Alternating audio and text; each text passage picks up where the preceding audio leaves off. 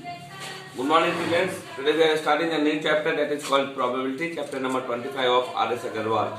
You have the introduction of the probability in the class 7. So what do you mean by the probability? Probability means when it says that if there is a weather forecast where they say that there is most chances of raining or probably it will rain today, chances of the high that the price of the petrol goes high, I doubt that he will win the race. The word over here, the most probably are chances are the doubts.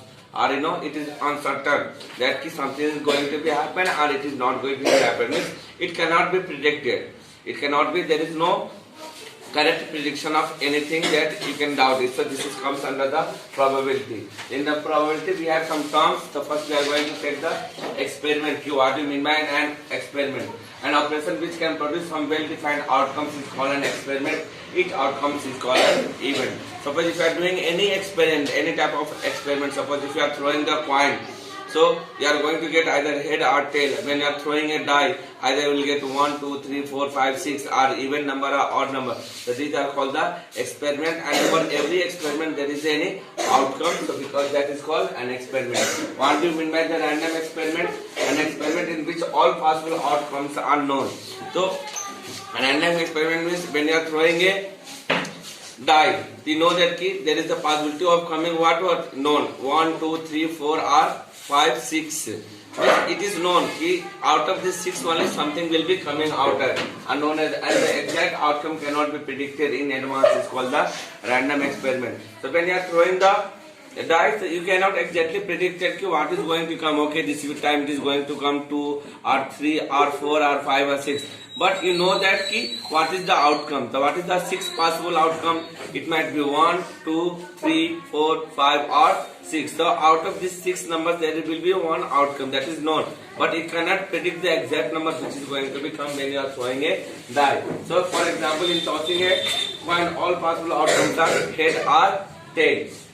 In tossing the coins, 2 coins. When you are tossing the 2 coins, when you are tossing the 2 coins, all possible outcomes are head or head tail or tail head or tail tail. Means these are the known quantities. You know that this the thing is the result will be. What will be the result when you are tossing up the 2 coins? Either it might be head or head tail or tail head or tail tail. Okay, when you are rolling a die, all possible outcomes are what? 1, 2, 3, 4, 5, 6. I said it you earlier. In drawing a card from a well-shuffled deck of 52 cards, the number of possible coming of the cards is 52. You know that playing cards. In playing cards, we are having 4 types of cards over there, where it is namely hearts, diamond, and it is called clubs and spades. The hearts and diamond are in red in color, clubs and spades are in black in color, and each set of cards are 13. So 13 into 4, it is 52. So when you are shuffling a card, so there is a possibility of coming of how many? Out of possible, all out possible come is 52. In the next class, I will explain you remaining what do you mean by the cards, the names and their cards, how to identify the cards. What do you mean by the event?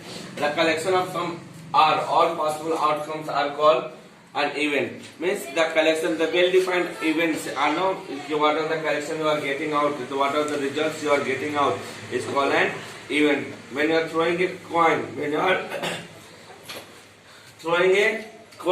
the head is the event of getting the head, or T is the event of getting the tail. In the same way, in the rolling a die, the getting of number says 4, it is an event.